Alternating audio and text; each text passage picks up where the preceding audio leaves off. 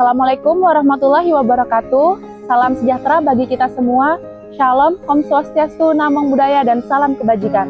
Perkenalkan, saya Riyadini Utari, dosen tetap program studi teknika Politeknik Ilmu Pelayaran Semarang, dan pengampu mata kuliah Kimia Industri. Pada kesempatan ini, saya akan memaparkan gambaran singkat mengenai mata kuliah yang saya ampuh, yaitu mata kuliah Kimia Industri.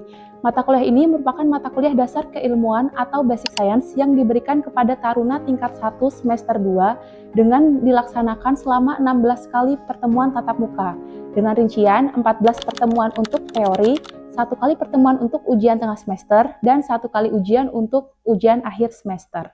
Melalui mata kuliah ini, taruna diharapkan mampu memahami konsep dasar kimia industri sebagai landasan penerapan pada sistem permesinan kapal. Taruna juga mampu menganalisis sifat keasaman atau pH, alkalinitas, dan kualitas air beserta pengaruhnya terhadap sistem permesinan kapal, memahami mekanisme korosi, serta menentukan metode pencegahan dan penanggulangannya, menerapkan prinsip pengelolaan air serta karakteristik bahan bakar dan pelumas sesuai operasional kapal, serta mengevaluasi pengaruh kualitas air, bahan bakar, dan pelumas terhadap efisiensi operasi, keandalan, dan pemeliharaan sistem permesinan kapal. Materi yang dipelajari meliputi dasar kimia industri, keasaman dan alkalinitas, korosi, pengolahan dan pengujian air di atas kapal, serta bahan bakar dan pelumas. Kelima pokok bahasan tersebut disusun secara bertahap agar taruna memiliki pemahaman yang komprehensif mengenai penerapan ilmu kimia dalam pengoperasian, pemeliharaan, dan keselamatan sistem permesinan kapal. Dalam proses pembelajaran, saya menerapkan prinsip delivery, interactions, dan assessment atau DAA. Pertama, pada aspek delivery, di awal semester saya menjelaskan rencana pembelajaran semester atau RPS, capaian pembelajaran lulusan, dan capaian pembelajaran mata kuliah, serta sistem penilaian agar taruna memahami kompetensi yang harus dicapai, strategi pembelajaran yang digunakan, serta mekanisme penilaian selama perkuliahan. Untuk meningkatkan relevansi pembelajaran, saya mengintegrasikan hasil penelitian mengenai identifikasi konsentrasi logam berat dalam air laut, analisis kualitas air laut berdasarkan parameter fisika dan kimia, serta pengelolaan limbah kapal sebagai studi kasus, sehingga taruna dapat menghubungkan teori kimia industri dengan kondisi nyata di lingkungan pelabuhan maupun operasional kapal. Proses pembelajaran dilaksanakan melalui pembelajaran hibrida atau hybrid learning, yaitu melalui tatap muka di kelas dan pemanfaatan Learning Management System atau LMS, dan menggunakan pendekatan Student-Centered Learning. Seluruh perangkat pembelajaran, bahan ajar, penugasan, dan umpan balik juga tersedia melalui LMS, sehingga taruna dapat belajar secara mandiri di luar jam perkuliahan.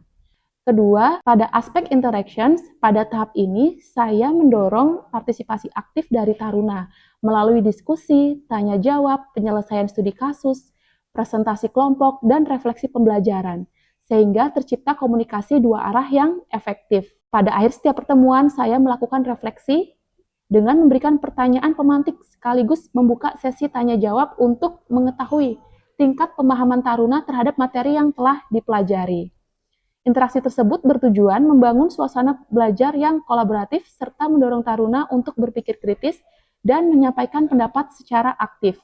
Dan yang ketiga, pada aspek assessment, saya menerapkan penilaian secara berkelanjutan melalui asesmen formatif dengan bobot 20%, yaitu meliputi tugas individu dan kelompok, kuis, diskusi, serta presentasi. Jadi selanjutnya juga dilakukan asesmen sumatif, dilaksanakan melalui ujian tengah semester atau UTS dengan bobot 30% dan ujian akhir semester atau UAS dengan bobot 50%. Hasil penilaian tersebut saya gunakan sebagai umpan balik untuk mengevaluasi efektivitas pembelajaran, mengidentifikasi kesulitan belajar taruna, serta melakukan perbaikan pembelajaran agar capaian pembelajaran dapat dicapai secara optimal. Demikian gambaran singkat pelaksanaan pembelajaran pada mata kuliah Kimia Industri. Terima kasih atas perhatian Bapak Ibu Asesor. Berikut saya tampilkan cuplikan pembelajaran yang saya laksanakan pada mata kuliah Kimia Industri pertemuan kedua. Assalamualaikum warahmatullahi wabarakatuh. Waalaikumsalam warahmatullahi wabarakatuh. Selamat siang, bagaimana kabarnya? Baik ya, oke, alhamdulillah, semoga kita selalu dalam keadaan sehat dan bisa mengikuti perkuliahan ini dengan lancar. Sebelum mulai perkuliahan, marilah kita berdoa terlebih dahulu. Berdoa mulai. Berdoa selesai. Saya akan melakukan presensi. Apakah ada yang tidak hadir, izin atau sakit? Dilihat temannya lengkap ya? Lengkap. Oke, seluruhnya hadir lengkap. Ya, selamat datang di mata kuliah Kimia Industri pertemuan kedua. Minggu lalu kita sudah membahas atau menyepakati terkait kontrak perkuliahan. Kemudian apalagi sistem penilaian yang saya ambil dan materi minggu lalu. Kita sudah membahas apa saja minggu lalu? Struktur atom, apalagi? Teori perkembangan atom. Kemudian? Oke, ion positif dan negatif. Jadi ion itu bisa menjadi positif atau negatif ketika atom melepaskan dan menerima elektron ya. Elektron kemudian dia berikatan dengan ion yang lain sehingga menjadi senyawa. Oke, pada pertemuan ini kita akan mulai dengan video di layar. Bisa dilihat. Fenomena ini termasuk fenomena apa ini? Korosi. Korosi pada apa? Pada lambung kapal. Kira-kira kenapa lambung kapal yang bersifat dari bahan baja ya, besi baja itu bisa mengalami korosi? Karena air laut ya, karena terpapar air laut. Jadi korosi ini menyebabkan besi mengalami reaksi oksidasi. Dia melepaskan elektron yang disebut juga dengan korosi. Nah, korosi ini ada di materi berikutnya, tapi kita bahas secara singkat lebih dahulu bahwa korosi merupakan keterlibatan dari berbagai materi. Ada materi apa saja yang terlibat? Lambung kapal ya mengalami korosi dan air laut yang menyebabkan dia mengalami korosi. Nah, pada pertemuan ini kita akan mempelajari bagaimana materi-materi itu ada di atas kapal sehingga dia dapat mengalami perubahan materi. Jadi di akhir pertemuan ini kita akan tujuan pembelajarannya adalah untuk menjelaskan ya konsep dasar dari kimia industri, kemudian membedakan antara unsur, senyawa, dan campuran, mengidentifikasi perubahan sifat kimia dan sifat fisika, serta menjelaskan bagaimana konsep ini diaplikasikan di atas kapal. Kenapa? Karena kalian calon engineer ya, jadi harus menerapkan konsep ini di atas kapal atau permesinan kapal. Oke, nih di slide ada 6 materi ya. Apakah semua materi ini sama sifatnya? Beda ya, ada yang cair, ada yang padat, ada yang juga udara. Itu bentuknya apa? Gas. Nah, bagaimana materi ini dikelompokkan? Ternyata dia dibagi menjadi 2 kelompok. Ada campuran dan ada materi atau senyawa. Nah, yang campuran ini dibagi menjadi 2, yaitu campuran homogen dan campuran heterogen. Campuran ini bisa dipisah dengan metode fisika. Sedangkan materi berikutnya ada senyawa dan unsur ya. Dia hanya bisa dipisahkan oleh pemisahan secara kimia. Kita pelajari lebih lanjut. Pertama adalah materi. Materi itu apa? Ada yang tahu apa itu materi? Segala sesuatu yang menempati ruang dan memiliki massa. Jadi ada 3 jenis materi ya di dunia ini, ada padat, cair, dan gas. Perbedaannya apa? Kalau padat dia memiliki bentuk dan volume yang tetap. Jadi ikatan antar molekulnya itu sangat rapat. Kemudian kalau cair dia memiliki apa? Memiliki bentuk yang berubah-ubah, tapi volumenya tetap ya sesuai dengan tempatnya. Nah, kalau gas dia tidak memiliki volume dan bentuk yang tetap. Kalau di kelas ini kita lihat apakah yang bentuknya padat? Kursi, meja, oke, TV ini ya. Kemudian kalau cair ada nggak? Air minum kalian ya. Air minum, sedangkan gas adalah udara yang ada di ruangan ini. Kalau di atas kapal kira-kira apa saja contohnya? Nih ya, ada propeller, crankshaft, steel plate. Ini termasuk materi apa ini? Bentuk apa?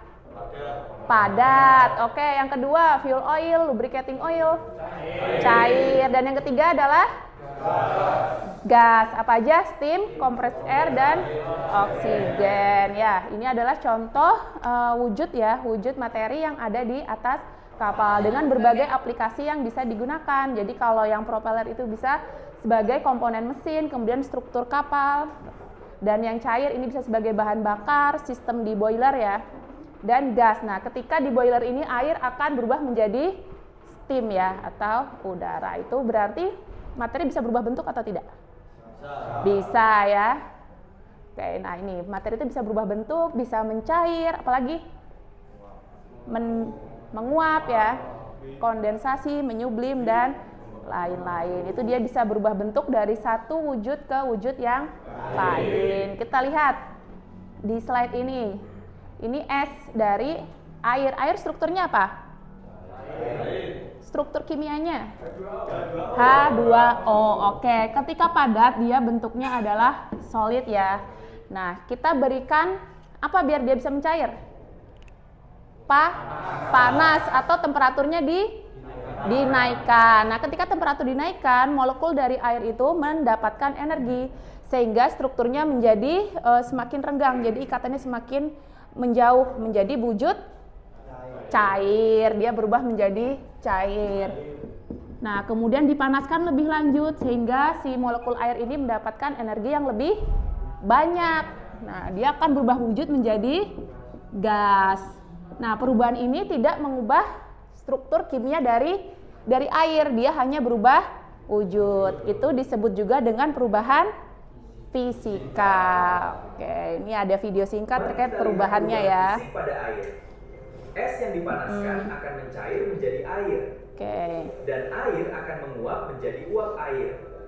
Nah, itu jadi jarak antar partikel semakin berjauhan. Oke, itu adalah perubahan fisika.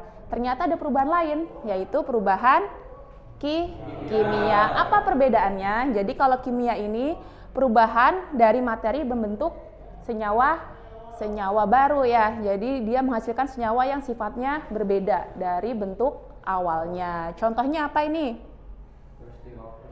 Korosi dari besi, kemudian ini pembusukan makanan dan pembakaran. Nah, kalau yang fisika tadi ya, dia berubah tetapi sifatnya reversible. Dia bisa kembali seperti semula. Jadi air ini ketika kita turunkan temperaturnya, dia bisa dapat membentuk solid kembali ya, bisa kembali ke bentuk awalnya. Jadi adalah fenomena perubahan fisika itu adalah apa? Mencair, membeku, evaporasi, sublim, dan lain-lain. Nah, ini ya perbedaan antara perubahan fisika dan kimia. Jadi dari perbandingan aspeknya ya, kalau fisika itu tidak membentuk senyawa baru, dia hanya berubah wujud. Sedangkan kalau kimia dia membentuk senyawa baru. Komposisi kimianya, kalau fisika itu tetap dia tidak berubah, masih sama H2O. Kalau air kalau kimia dia akan berubah senyawa ininya ya, awal komposisinya dan sifat reversibilitasnya. Kalau fisika dia akan bisa kembali ke bentuk semula, sedangkan kimia sulit ya, karena dia sudah membentuk senyawa baru. Contoh ya, kalau di fisika tadi perubahan es ya, mencair, dan kalau kimia perkaratan korosi. Sampai sini ada yang ditanyakan? Saya Bu. Ya, oke. Kalau di kapal perubahan fisika dan kimia contohnya apa? Ada yang tahu? Pertanyaannya sangat bagus ya. Perubahan di kapal apa saja? Air. Siap. Ya. Air di boiler menjadi uap. Air di boiler menjadi uap, itu perubahan apa? Fisika. Perubahan fisika. Kemudian kalau kita memanaskan bahan bakar, itu perubahan apa?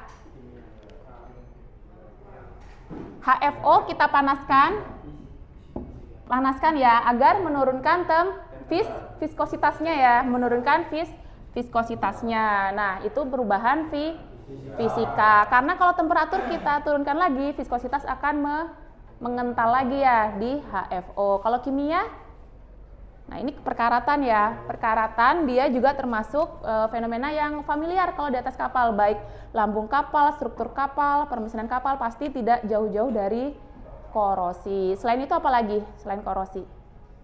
Pembakaran bahan bakar. Itu juga termasuk perubahan kimia. Berubah jadi apa dia? Menjadi energi ya. Bahan bakar dirubah menghasilkan apa? Tenaga, dan kalau pembakarannya bagus ya menghasilkan oksigen dan H2O. Oke. Sudah jelas Farel atau ada yang ditanyakan lagi? Sudah cukup ya. Oke, kita lanjutkan ke berikutnya. Nah, ini adalah unsur. Jadi unsur adalah materi yang tidak bisa kita pecahkan lagi ya menjadi yang lebih sederhana. Jadi ahli kimia itu menggunakan unsur itu dengan huruf awalnya ya huruf besar dan huruf keduanya huruf kecil. Kita sudah pelajari di sebelumnya bahwa dalam penamaan senyawa yang pertama adalah huruf besar dan yang kecil adalah untuk singkatan. Jadi kalau CO ini merupakan unsur apa? Kobalt. Sedangkan kalau C sama O besar bertemu itu sudah merupakan senyawa. Gabungan antara apa? Karbon dan oksigen. Oke, ini ada contoh beberapa unsur yang umum ya di kehidupan kita sehari-hari. Nah, yang pertama adalah besi.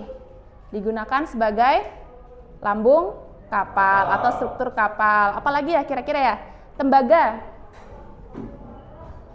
Kabel listrik ya. Aluminium bisa di struktur ya, struktur jendela, pintu itu tidak cuma di atas kapal, itu juga bisa digunakan. Kemudian apalagi zinc ya, zinc itu nanti kalau di atas kapal kita nanti ke bab korosi, dia bisa digunakan sebagai pencegahan korosi ya. Ini adalah unsur. Nah, ini unsur diklasifikasikan menjadi 3, yaitu ada logam, metaloid, dan non logam. Bagaimana kita membedakan 3 jenis ini? Kalau logam biasanya sifatnya apa? Menghantarkan listrik atau tidak? Menghantarkan listrik. Kemudian biasanya wujudnya solid ya di suhu ruang. Kecuali apa? Yang wujudnya cair. Raksa ya. Raksa itu logam yang wujud cair di suhu kamar. Dan non logam itu biasanya tidak dapat menghantarkan listrik. Dia digunakan sebagai isolator. Ini adalah klasifikasi dari unsur. Selanjutnya adalah senyawa. Ketika unsur ini bergabung ya, 2 atau lebih unsur. Nah, dengan ikatan kimia itu disebut juga dengan senyawa. Contoh H2O dibentuk dari apa? Dari gas hidrogen dan oksigen. Dia menghasilkan H2O. Nah, yang dibentuk ini sifatnya sangat berbeda dari zat pembentuknya ya, dari O2 yang sifatnya dapat menyebabkan kebakaran ya. Tapi ketika sudah bereaksi dengan hidrogen, dia bisa sebagai pemadam kebakaran atau bisa sebagai menghentikan api ya. Nah, komposisi ini nggak berubah ya, nggak berubah dimanapun jenis air murni, dia tetap molekulnya H2O. Energi memutus ikatan mereka. Atom bergabung membentuk ikatan baru. Jadilah air yang kita kenal. Nah, ini H2O, jadi senyawanya adalah H2O dan komposisinya itu adalah tetap ya, tidak berubah. Nah, ini adalah contoh senyawa yang biasanya ada di atas kapal kita gunakan. Tadi ya H2O di air boiler. Kemudian ini apa? Karbon dioksida ya di sistem pemadam kebakaran. Selanjutnya adalah NH3, dia digunakan di sistem refrigeration ya. Nah, yang keempat dan kelima ada kalsium karbonat dan NaOH.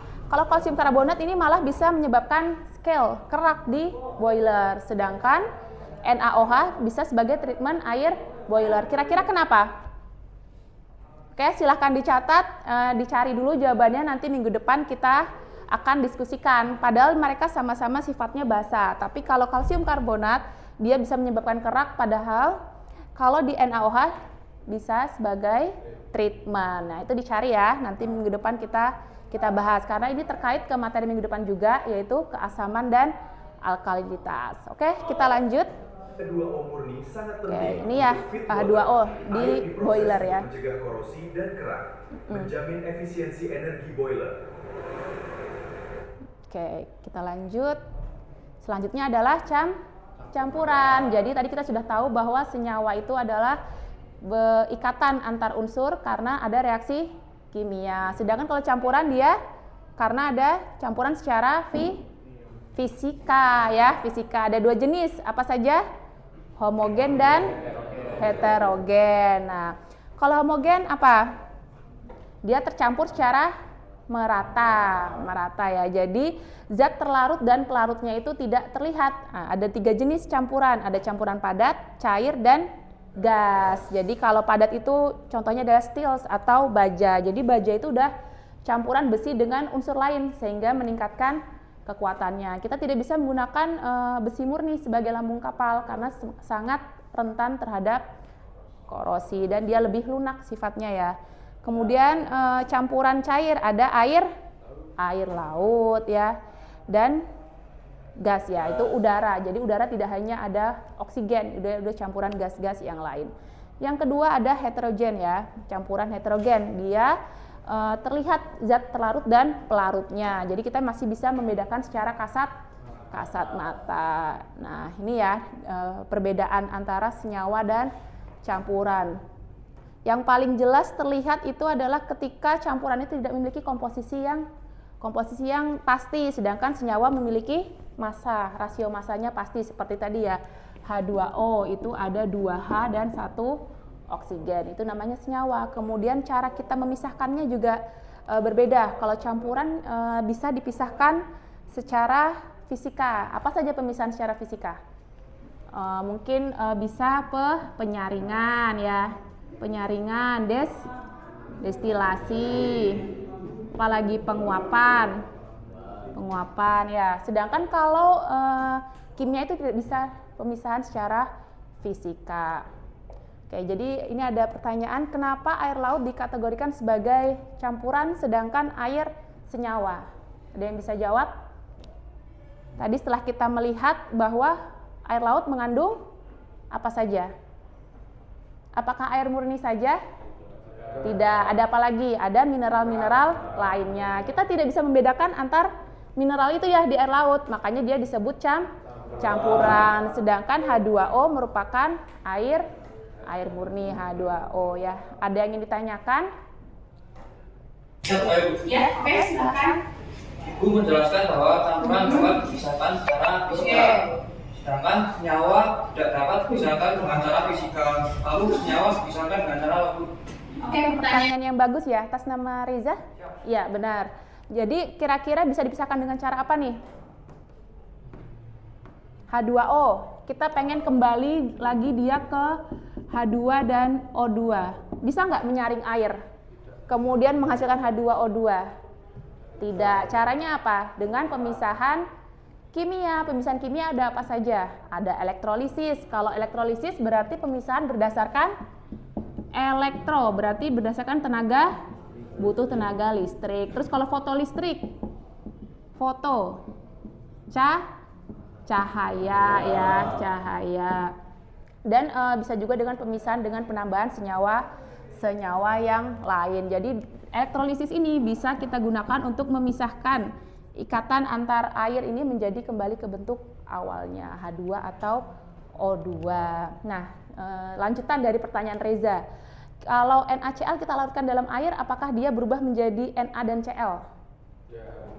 Tidak, dia hanya larut ya. Jadi dia tadinya padatan menjadi cair ya. Jadi cair, kenapa? Itu ikatan antara Na dan Cl-nya berjauhan atau berdisosiasi karena adanya air, tapi dia tetap merupakan garam di air ya, tetap garam di dalam air. Oke, gimana Reza? Jelas. Oke, kita lanjutkan. Nah, ini adalah studi kasus ya, studi kasus terkait tentang penelitian pengujian logam berat di pelabuhan dan dihasilkan bahwa ada nilai pH sebesar 6,5 ya, dan ada logam-logam nih ya, unsur-unsur Pb, Fe, dan kadmium dengan nilai sebagai berikut. Nah, ini disusun, dikerjakan secara tugas individu ya, nomor 1 dan 4, kemudian nanti di-upload di Vega, di LMS-nya kita ya. Semua bisa mengakses Vega-nya? Bisa. Oke, jadi ini nanti kita kumpulkan di Vega. Nah, kita bisa melihat materi yang sudah dipelajari hari ini apa saja? Ya. Materi ada apa saja? Materi itu bentuknya padat, cair, gas, apalagi? Mempelajari apa lagi? Perubahan materi, ada perubahan fisika dan kimia. Kemudian ada senyawa dan juga campuran ya, senyawa dan campuran. Bagaimana cara memisahkan campuran? Dengan pemisahan secara fisika ya, fisika. Kalau kimia, reaksi kimia. Oke. Minggu depan kita akan masuk ke materi keasaman dan alkalinitas. Nah, untuk membuat besok kelas kalian juga lebih paham, lebih aktif. Jadi kita sudah unggah ya. Saya udah unggah materi bab 2 dan link untuk pengumpulan tugas studi kasus tadi ya. Jadi nanti kita akan review di minggu depan, pertemuan ketiga. Sampai sini ada yang ditanyakan? Cukup ya, sudah cukup. Jika tidak ada pertanyaan, saya akhiri untuk pertemuan hari ini. Semoga apa yang kita pelajari bermanfaat ya. Kita bertemu lagi di pertemuan minggu depan. Wassalamualaikum warahmatullahi wabarakatuh. Waalaikumsalam warahmatullahi wabarakatuh. Demikian cuplikan proses pembelajaran mata kuliah Kimia Industri pada program studi Teknika Politeknik Ilmu Pelayaran Semarang. Saya berkomitmen untuk terus mengembangkan pembelajaran yang berpusat pada taruna, berbasis capaian pembelajaran, serta relevan dengan perkembangan ilmu pengetahuan, teknologi, dan kebutuhan industri maritim, sehingga mampu menghasilkan lulusan yang kompeten, profesional, dan berkarakter. Terima kasih atas perhatian Bapak Ibu Asesor. Wassalamualaikum warahmatullahi wabarakatuh.